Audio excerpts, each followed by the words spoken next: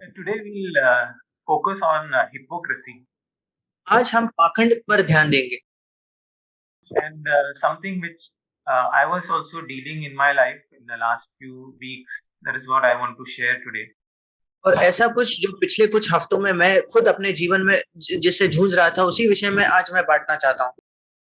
And I'm not saying as somebody who is become perfect or somebody who is free from hypocrisy, और मैं कोई ऐसा व्यक्ति होकर प्रचार नहीं कर रहा जो इस क्षेत्र में सिद्ध हो गया है या पाखंड से पूरी तरीके से स्वतंत्र हुआ है। but something which God has been working in my life and where I'm working out. I just want to share some things.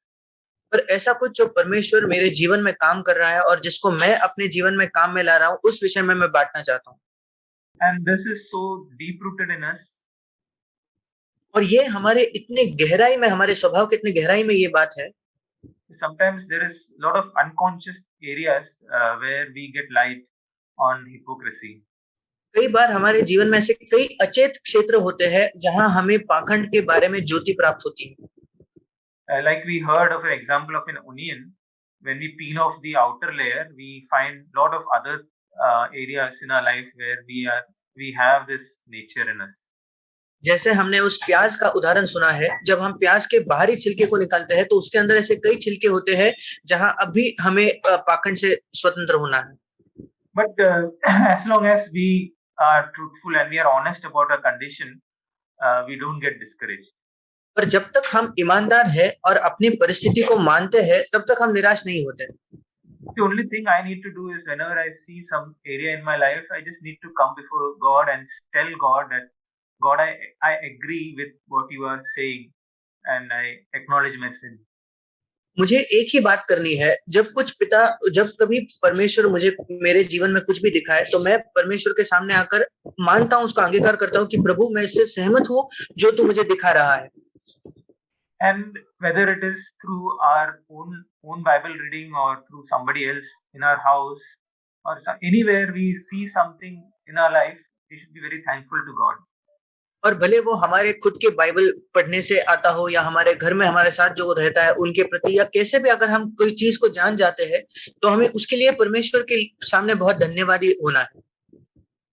And Jesus said in John 5:44 to the Pharisees, और यीशु मसीह ने यूहन्ना 5 उसके 44 वचन में फरीसियों से कहा, how can you believe when you receive glory from one another and do not seek the glory that is from the one and only God?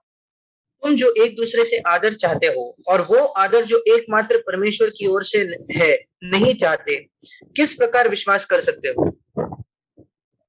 Always when we look into our heart, the reason for hypocrisy is most of the time it is because we seek honor from one another. जब कभी हम अपने हृदय में देखते हैं तो कई बार, अधिकतर बार जब कभी हम पाखंड करते हैं, उसका कारण ये है कि हम दूसरों से आदर प्राप्त करना चाहते हैं And we don't seek God's approval. That is why we are hypocrites. और हम परमेश्वर से आने वाला जो स्वीकार है या रजामंदी है उसको नहीं खोजते, इस वजह से हम पाखंड करते हैं। See, God can go into my deepest intentions and thoughts and motives. So there is, if I am living before God, there is no need for hypocrisy. परमेश्वर जो है वो मेरे सबसे गहरे विचारों में, मंशाओं में, उद्देश्यों में, मकसदों में जाकर देख सकता है, इसलिए मुझे पाखंड में जीने का कोई कारण नहीं। But because we want to have give man a better impression of ourselves, many times there is hypocrisy in us. क्योंकि हम मनुष्यों के सामने एक बेहतर छवि प्रस्तुत करना चाहते हैं, उस वजह से कई बार हमारे अंदर पाखंड आता है। And since Jesus spoke so much about it, we need to deal with it very seriously in our lives. क्योंकि यीशु मसीह ने उसके बारे में इतना प्रचार किया, हमें इस बात को बहुत ही गंभीरता से लेना है। Like we deal with other sins, we need to get to the root of it. जैसे हम बाकी पापों से करते हैं, वैसे ही हमें इसके भी बिल्कुल जड़ तक जाना है। For example, I was just thinking, yesterday we had a prayer meeting. जैसे उदाहरण के तौर पर मैं सोच रहा था, कल हमारी एक प्रार्थना की सभा थी। And after the meeting, I was just thinking that there are a lot of things which I pray in the prayer meeting which I never pray in private. Sorry? I was thinking that there are a lot of things which I mentioned in the prayer meeting, which I never pray in my private life. और मैं सोच रहा था कि उस प्रार्थना के समय मैंने ऐसे कई बातों के लिए प्रार्थना की जो जिसको मैं अपने व्यक्तिगत प्रार्थना में कभी नहीं करता। That means I show that I have a burden for example, to pray for the country. उदाहरण के तौर पर मैं ऐसा दिखाता हूँ कि मेरे पास एक बोझ है इस देश के लिए प्रार्थना करने के लिए, But in my private life, I hardly pray for my country. पर मेरे व्यक्तिगत जीवन में मैं कभी ही बहुत ही कम बार इस देश के लिए प्रार्थना करता हूँ। So that is one area where we see hypocrisy in our lives. और वो एक क्षेत्र है जहां हम अपने जीवन में पाखंड को देखते हैं, That we do something in public which we don't do in private. कि हम लोगों के सामने कुछ करते हैं जो हम अपने निजी जीवन में नहीं करते। So what we can do is when we become aware of that, we can ask God to give us a real burden to pray for those things as well. और ऐसे समय में हम क्या कर सकते हैं, जब हम इन बातों के बारे में जान जाते हैं तो हम प्रभु से कह सकते हैं कि प्रभु हमें बोझ दे कि हम इन बातों के लिए भी प्रार्थना करें। See, if God's Holy Spirit is giving me a burden, it will not make a difference whether it is in the private or public. I will pray that prayer. अगर परमेश्वर का पवित्र आत्मा मुझे बोझ देता है तो इससे फिर कोई फर्क नहीं पड़ेगा कि मैं उसको व्यक्तिगत तौर पर करता हूँ या सबके सामने करता हूँ, मैं उस प्रार्थना को करूंगा। In Matthew chapter 23, there is a full chapter where Jesus spoke against hypocrisy. मत्ती उसके 23 अध्याय में एक पूरा अध्याय है जहां यीशु मसीह ने पाखंड के विषय में बात की। And the first thing Jesus said is about preaching. और पहली बात जो यीशु मसीह ने की वो था प्रचार के विषय में। So Jesus said something like, you say and you do not do. You do not. So he is saying about the Pharisees that you say things and you do not practice them. और यीशु मसीह कह रहा था फरीसियों के विषय में कि तुम प्रचार करते हो, मतलब तुम कहते तो हो पर उन बातों को तुम खुद नहीं करते। And he was saying that you put big burdens on people and you will not lift it with a finger. और वो लोगों को कह रहा था कि तुम लोगों पर ऐसे बड़े बोझ बांधते हो जिसको तुम खुद अपने उंगली से नहीं उठाते। That means I am speaking about some area in my life. I am speaking about something as a word of God, which I have not even put a finger. That means little bit also I have not tried in my life. That is hypocrisy. इसका मतलब मैं ऐसे कोई विषय पर प्रचार कर रहा हूँ जिसको पूरा करने के लिए मेरे जीवन में मैंने थोड़ी भी कोशिश नहीं की है, फिर ये पाखंड है। So that is what we need to. I also need to avoid completely from my life. और ये ऐसा कुछ है जिसको मुझे अपने जीवन में पूरी तरीके से इससे बचना है या दूर रहना है। Because that is what Jesus first spoke about the hypocrisy. क्योंकि यीशु मसीह ने पाखंड के विषय में सबसे पहले यही कहा। And then Jesus said something in verse 5. और फिर यीशु मसीह ने 5वें वचन में कुछ कहा। They do all their deeds to be noticed by men. वे अपने सब काम लोगों को दिखाने के लिए करते हैं। So that means if I do anything, I want somebody to know that I have done that deed. इसका मतलब जब मैं कुछ भी करता हूँ तो मैं चाहता हूँ कि लोग उसको जाने। Maybe I don't tell it, but inside my heart, I have a desire that at least one person should know what I have done. शायद मैं उसको बताकर नहीं दिखाता, पर मेरे हृदय में ये इच्छा है कि कम से कम एक व्यक्ति तो जाने मैंने क्या किया है। And sometimes I also tell it with my mouth that in some indirect way that while I was doing that, while I was encouraging the brother or something, I make it clear that I did something. और कभी-कभी मैं अपने मुंह से उसको बताता भी हूँ कि मतलब बात करते-करते कि जब मैं किसी को प्रोत्साहित कर रहा था, कुछ ना कुछ करके मैं उस बात को बताता हूँ। That I did something good. कि मैंने कुछ अच्छा किया है। That means I want a name before men that I'm doing that deed. इसका मतलब लोगों के सामने मैं एक नाम प्राप्त करना चाहता हूँ कि मैंने उस बात को किया है। See, many times we send some messages on WhatsApp, some encouragement or something. कई बार हम WhatsApp पर कुछ मैसेजेस भेजते हैं, कुछ प्रोत्साहन के मैसेज या ऐसा कुछ। And sometimes we have a desire that somebody should at least put a like button or press some thumbs up. Somebody should send. Such a desire is there because we need the approval of man so much. और कभी-कभी हमारे अंदर ये इच्छा होती है कि कम से कम मेरे संदेश के लिए कोई एक थम्स अप डाले, कोई उसको पसंद करने का कुछ संदेश लिखे, क्योंकि हमारे अंदर ये इतनी बड़ी इच्छा है कि लोगों से हम जो स्वीकृति है या उनकी उसको हम प्राप्त करना चाहते हैं।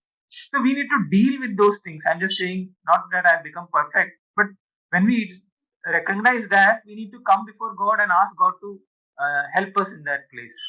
और इसलिए हमें इस बातों के साथ सही प्रकार से जूझना है। मैं ये नहीं कह रहा कि मैं इसमें सिद्ध हो गया हूं, पर ऐसा जब हम देखते हैं तो हमें परमेश्वर को इस विषय में भी खोजना है।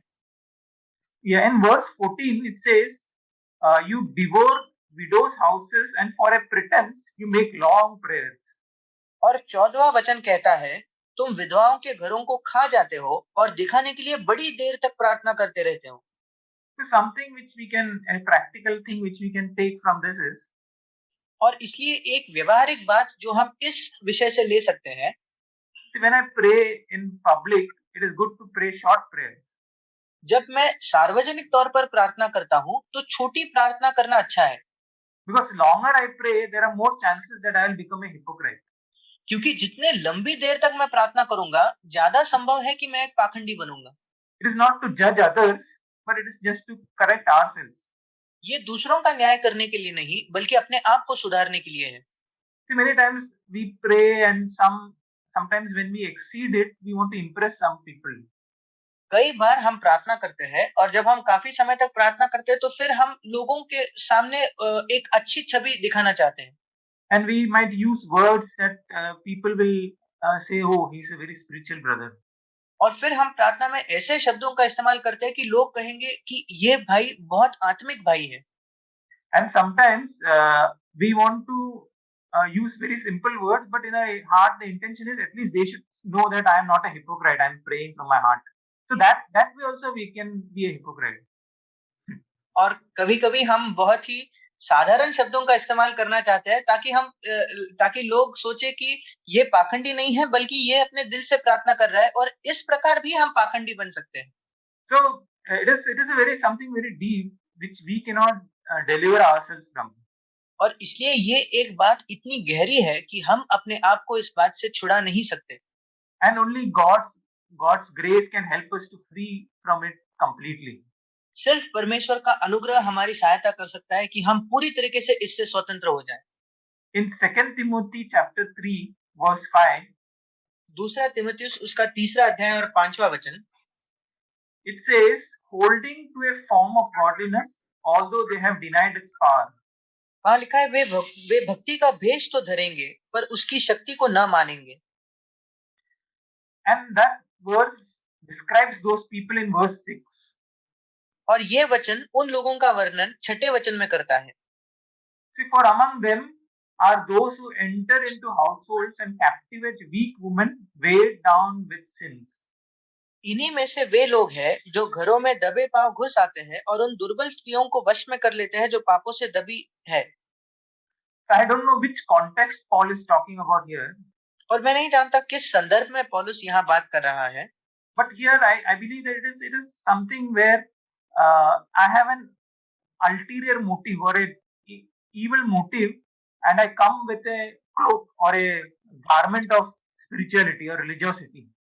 और यहाँ मैं सोचता हूँ कि मतलब ये है कि मेरे पास अंदर कोई बुरी या दुष्ट इच्छा है, पर उसको छिपाने के लिए मैं ऊपर से कोई पवित्र काम का मानो एक ढोंग करके आ रहा हूँ। So they are going into a house where they are saying, "I'm coming for prayer or something."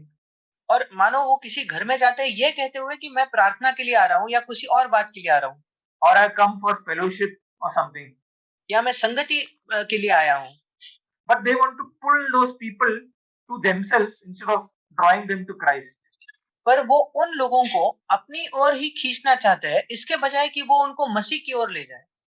And they want them to admire them for their soulishness or their kindness or something like that, which they have. और उनके मन में ये इच्छा है कि उनकी जो अच्छाई है या उनका जो भावनात्मक रूप है उसको वो सराहे। And they have a form of godliness. और उनके पास ये भक्ति का वेश है। And because they have a form, they will show that when they meet people. और क्योंकि उनके पास ये भक्ति का भेष है, जब वो लोगों से मिलेंगे तो वो इस बात को दिखाएंगे। So this is something we need to judge ourselves. Am I trying to draw people to myself? और ये ऐसा कुछ है जहां हमें अपने आप का न्याय करना है कि क्या मैं लोगों को अपनी ओर खींचने का या आकर्षित करने की कोशिश कर रहा हूँ। Am I trying to impress them with my words or my kindness and my goodness? क्या मैं अपने शब्दों से, अपने भलाई से या अपने कामों से उन पर एक अच्छी छवि बनाने की कोशिश कर रहा हूँ। There is a lot of danger in doing that because that is what it says about form of godliness. ऐसा करने में एक बहुत बड़ा खतरा है क्योंकि यही लिखा है भक्ति का भेष धरने के विषय में। And that is what it says in verse 9, that they will not make progress. और यही 9वें वचन में भी लिखा है कि पर वे इससे आगे नहीं बढ़ सकते। For their folly will be obvious to all. क्योंकि उनकी जो अज्ञानता है वो सब मनुष्यों पर प्रकट हो जाएगी। There is a warning there for all hypocrites. और यहाँ सारे पाखंडियों के लिए एक चेतावनी है। That means one day God is going to expose our hypocrisy if we don't repent. इसका मतलब एक दिन परमेश्वर हमारे पाखंड को उजागर करेगा, सबके सामने लाएगा, अगर हम मन नहीं फिराएंगे तो। See, we have a great desire to give a good testimony before men. हमारे अंदर ये बहुत बड़ी एक इच्छा होती है कि मनुष्यों के सामने हम एक अच्छी गवाही को प्रस्तुत करें। So we might deal with sin which other people can see. और इस वजह से हम ऐसे पाप पर ज्यादा ध्यान देते हैं, ऐसे पाप के क्षेत्र में काम करते हैं जिस क्षेत्र को बाकी लोग देख सकते हैं। And those hidden sins we will not take seriously. और वो जो छिपे हुए पाप है हम उनको गंभीरता से नहीं लेते। Because nobody can see that. क्योंकि कोई उसको देख नहीं सकता। And that is why many times our spiritual growth is very stunted. और इस वजह से कई बार हमारी जो आत्मिक उन्नति है वो बहुत ही कम रुकी हुई होती है। Because we only deal with external sins. क्योंकि हम सिर्फ बाहरी पाप के साथ ही कार्यवाही करते हैं। We don't deal with that little unloving attitude in our heart. हमारे हृदय में वो जो छोटा सा किसी के प्रति प्रेम न करने का रवैया है उसके साथ हम सही तरीके से काम नहीं करते। We only deal with it if it comes as anger from our mouth. हम उस रवैये पर तभी काम करेंगे अगर वो गुस्से की तौर पर हमारे मुंह से प्रकट हुआ तो। The same way, if we have a little partial attitude towards somebody, either in the place of work, we don't deal with it. वैसे ही अगर हमारे अंदर किसी के प्रति कोई पक्षपात करने की भावना है, शायद हम जहाँ काम करते हैं वहां, उसके साथ हम सही कार्यवाही नहीं करते। And when God shows it to us, we just ignore it. और जब परमेश्वर हमें उस बात को दिखाता है तो हम उसको नजरअंदाज कर देते हैं। And that is why that inside cleansing from our heart does not happen properly. और इस वजह से वो जो भीतर की सफाई, अंदरूनी एक शुद्धिकरण है हमारे हृदय के अंदर, वो नहीं होता। That is why in 2 Corinthians chapter 7 verse 1 it says, इसलिए दूसरा कुरिन्थ उसका 7वां अध्याय और पहला वचन कहता है, therefore having these promises, beloved, let us cleanse ourselves from all defilement of flesh and spirit, perfecting holiness in the fear of God. अतः हे प्रियो, जबकि ये प्रतिज्ञाएं हमें मिली हैं, तो आओ हम अपने आप को शरीर और आत्मा की सब मलिनता से शुद्ध करें और परमेश्वर का भय रखते हुए पवित्रता को सिद्ध करें। See, holiness cannot be perfected without fear of God.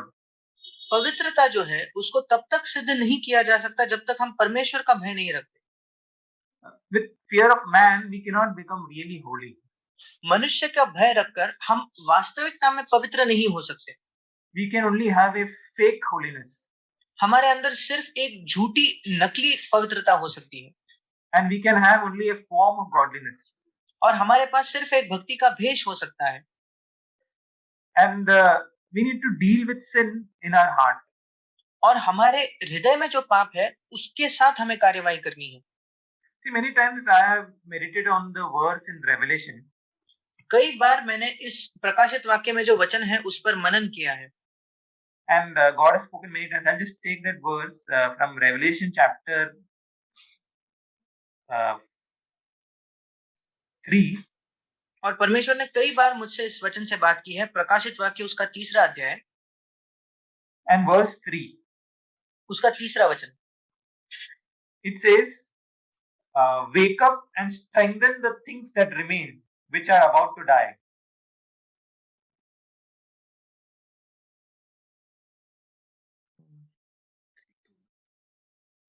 Sorry. Verse 3. So remember what you, verse 2.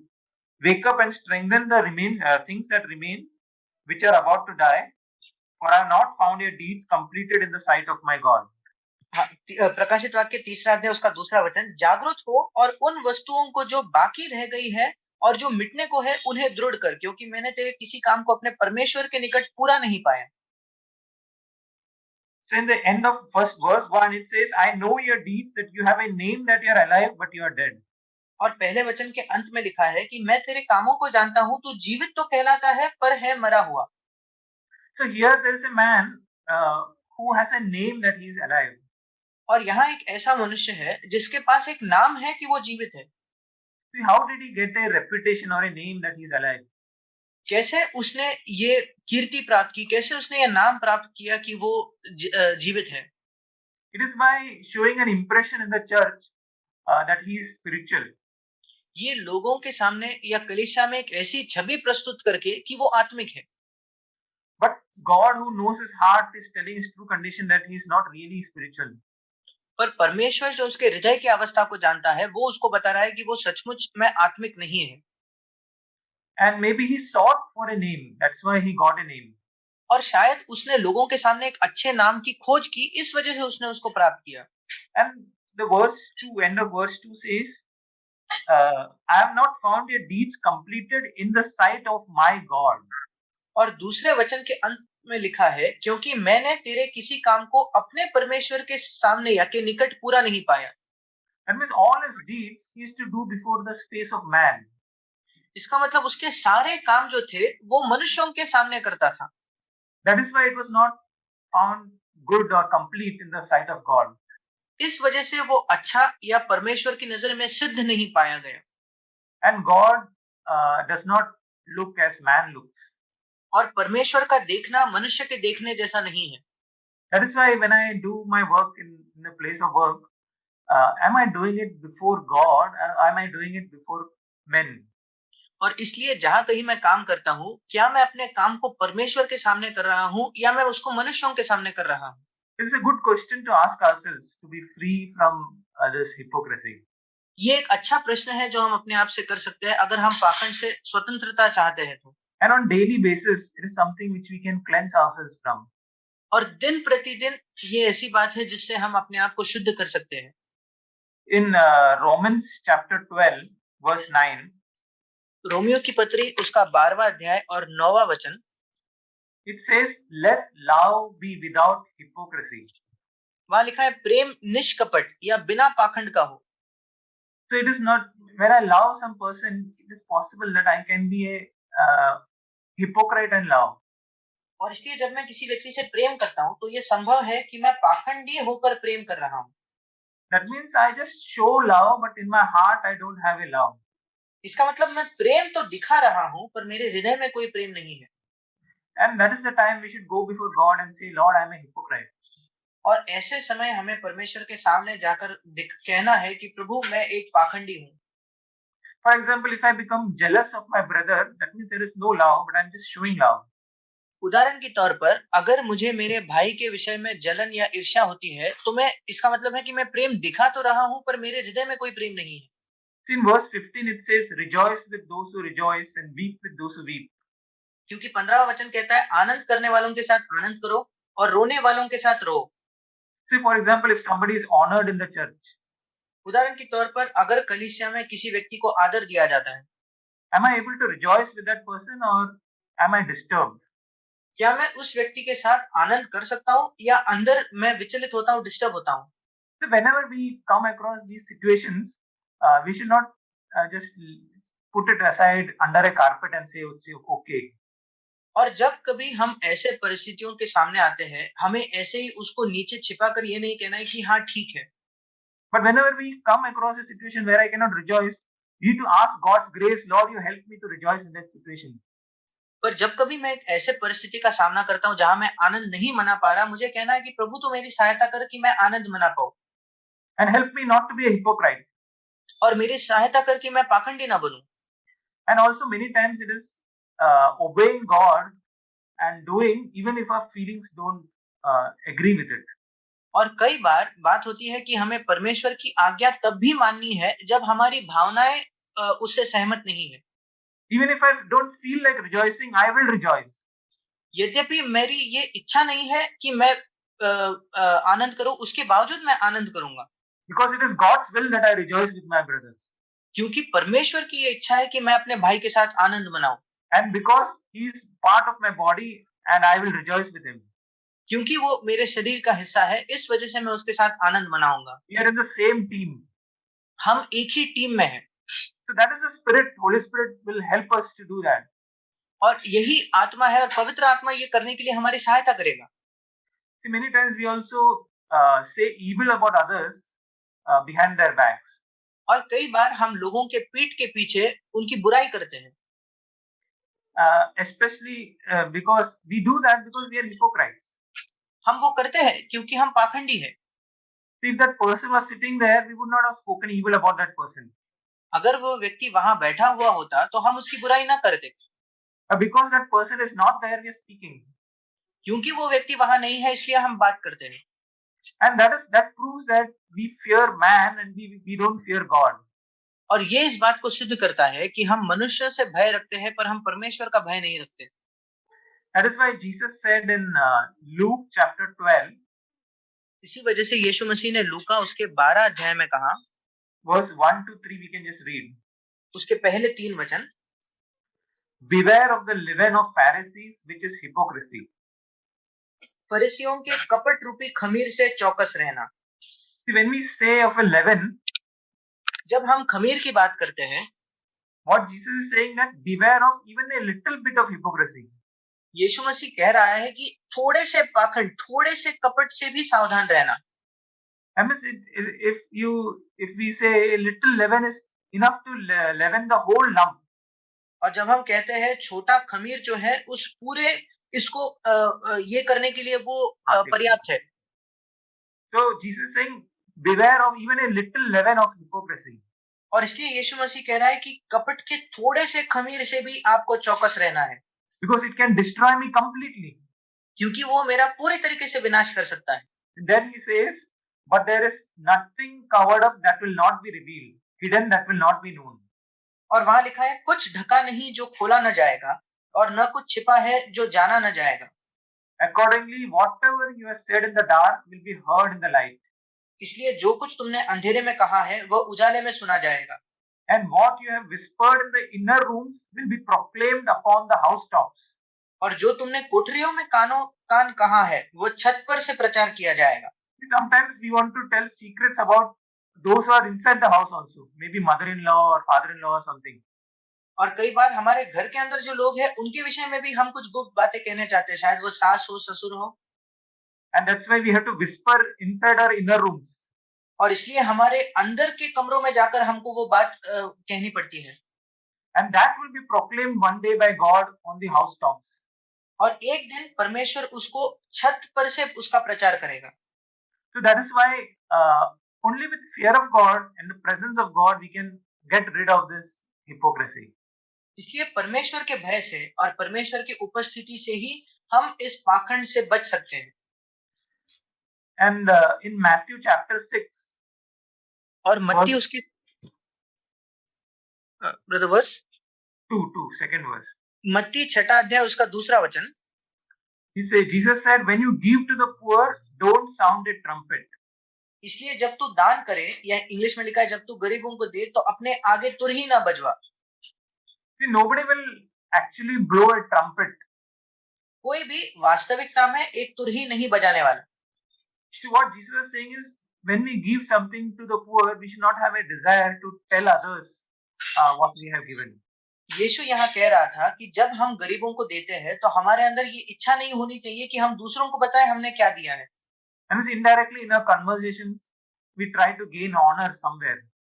इसका मतलब कैसे ना कैसे करके हम अपने बातचीत में थोड़ा आदर प्राप्त करना चाहते हैं। In verse 3 it says, you should not let the left hand know what the right hand does. तीसरा वचन कहता है परंतु जब तू दान करे तो तेरा दाहिना हाथ करता है उसे तेरा बाएं हाथ न जानने पाए। The same thing Jesus also repeated about how you should pray and how you should fast. यीशु ने यही बात दोहराई, कैसे हमें प्रार्थना करनी है, कैसे हमें उपवास करना है। And one verse which Jesus said frequently in that chapter is, the Father who sees in secret और एक वचन जो यीशु ने बार बार इस अध्याय में कहा, वो ये था कि तेरा पिता जो गुप्त में देखता है will reward you openly. तुझे प्रतिफल देगा, और इंग्लिश में लिखा है सबके सामने प्रतिफल देगा। So that is what we live before, that there is a Father who watches me secretly. और इसी के लिए हम जीते हैं कि हमारे पास एक पिता है जो हमें गुप्त में देख रहा है। He watches my thoughts, he watches my intentions. वो मेरे विचारों को, मेरे मंशा या मेरे मकसदों को देखता है। One way to look at hypocrisy is the distance between our lips and our heart. और पाखंड को देखने का एक तरीका ये है कि हमारे ओठों में और हमारे हृदयों में कितना अंतर है। If Jesus said to the Pharisees in Matthew chapter 15 verse 8, यीशु मसीह ने फरीसियों को मत्ती उसके 16वें अध्याय के 8वें वचन में कहा, 15 अध्याय 8वां वचन, This people honors me with their lips, but their hearts are far away from me. ये लोग होठों से तो मेरा आदर करते हैं, पर उनका मन मुझसे दूर रहता है। So, in relation to God, we sing so many things, we say so many things, we pray so many things. और इसलिए परमेश्वर के संबंध में हम इतने गीत गाते हैं, हम इतनी तरह से प्रार्थना करते हैं और हम इतनी बातें कहते हैं। But is our heart different from what our lips are saying? पर क्या हमारा हृदय हमारे होठ जो कहते हैं उससे अलग है? See, it is proved by the way I live from Monday to Friday.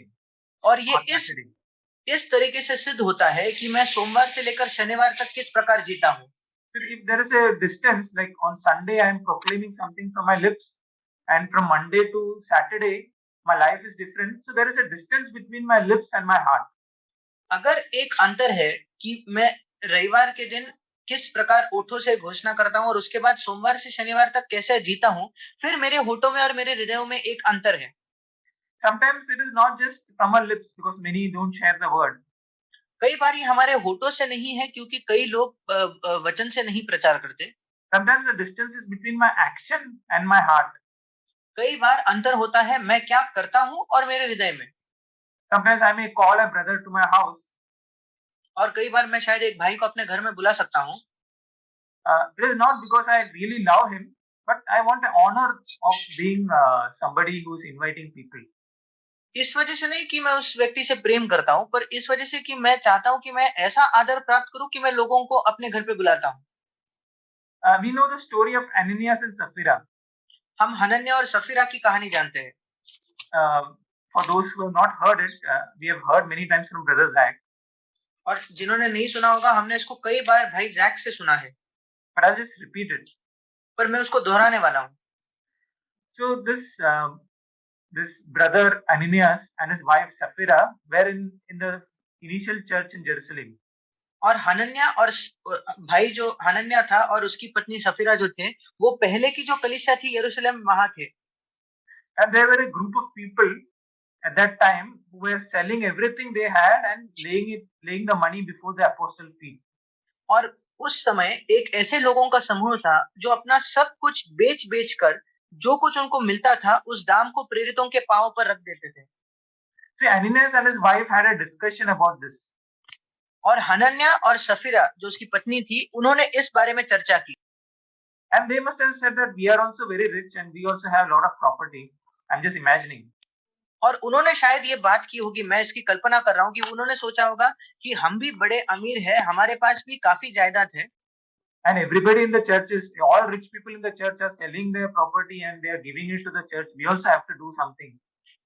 और इस कलीसिया के बाकी जो अमीर लोग हैं वो सब अपने चीजें बेचकर कलीसिया को दे रहे हैं, तो हमें भी कुछ करना पड़ेगा। If we don't do, then what will others think about us? अगर हम ऐसा नहीं करेंगे तो बाकी लोग हमारे विषय में क्या सोचेंगे? They will think that we love money. वो ऐसा सोचेंगे कि हम पैसे से प्रेम करते हैं। So let's do one thing. We don't need to. We'll sell everything. और इसलिए चलो हम एक बात करते हैं, ऐसा नहीं कि हम सब बेच तो देंगे। And we will bring only half of the money and we'll show that they will not know that we have brought everything or not, because we don't have a property. और हम जो पैसा मिलेगा उसका आधा ही लाकर देंगे, वो लोग थोड़ी ना जानेंगे कि हमने पूरा नहीं लाया है। And with that lie, Ananias stood at that queue. और इस झूठ के साथ हनन्या उस लाइन में खड़ा हो गया। And they both had agreed in their house.